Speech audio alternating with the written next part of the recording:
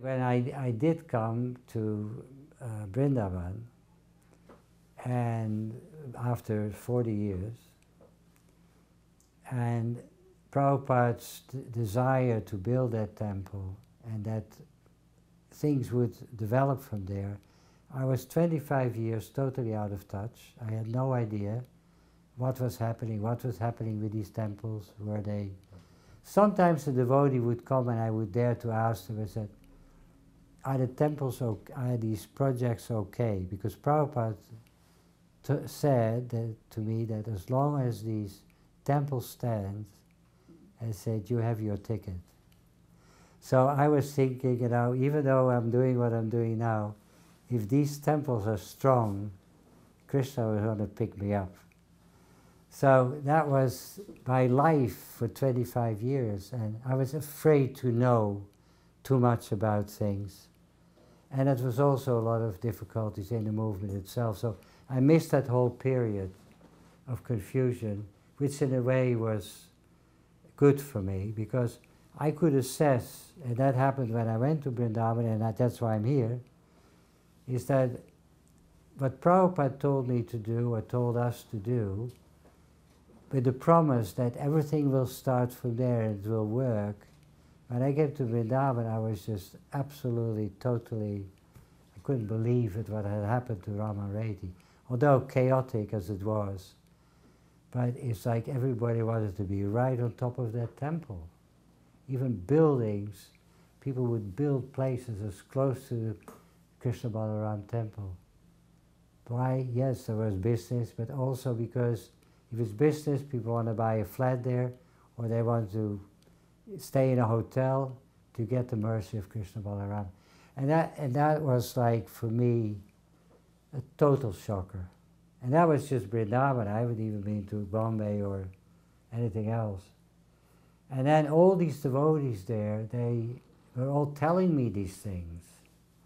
And I thought I was a disliked person in the movement. I thought, you know, something I've done, I've maybe hurt too many people, and maybe Prabhupada gave me too much protection, and I wasn't really aware of, maybe I hurt many people in the process of doing that.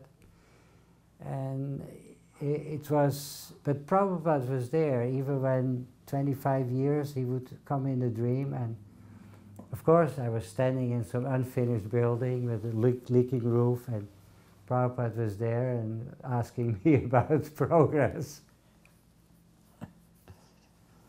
So I couldn't get away from it, and it was like, and devotees would be there sometimes. It is, but as it was, not as it is today. So it was something that got stuck there, and it was sort of holding me. And it was making me feel, it was normal for me. Prabhupada was there, and even though I wasn't in ISKCON that time, and it was just, I felt so good that I'm taken care of. There is somebody guarding this whole thing.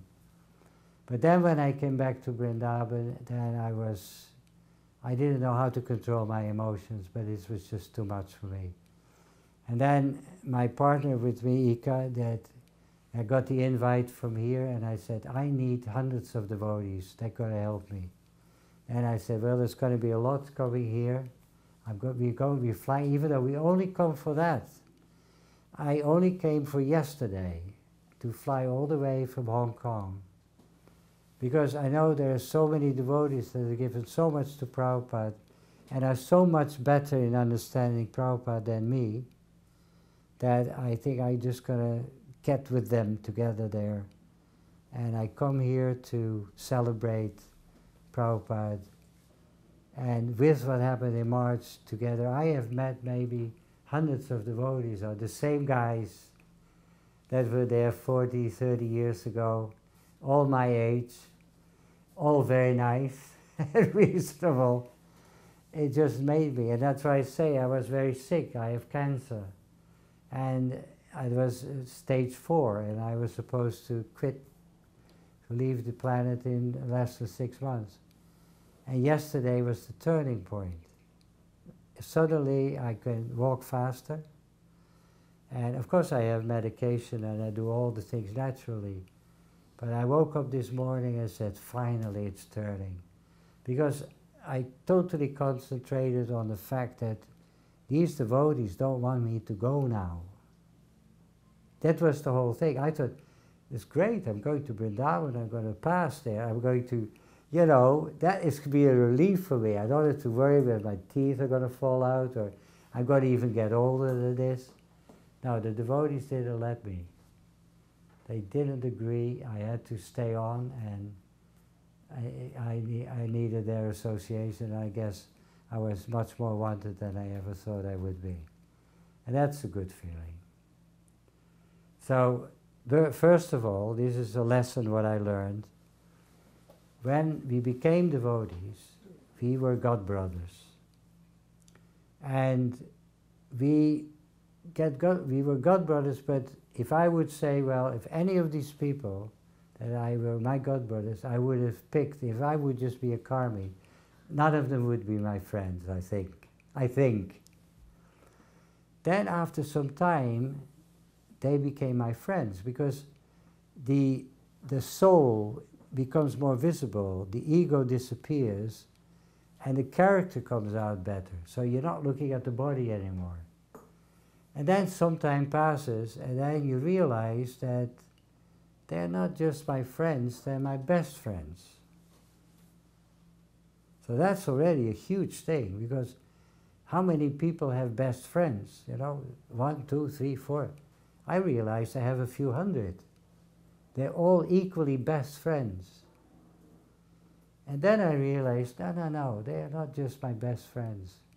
They are my only friends. So that is how I felt. Now I'm a Vaishnava. Now I'm in the family. And that's what I felt yesterday. Thank you very much.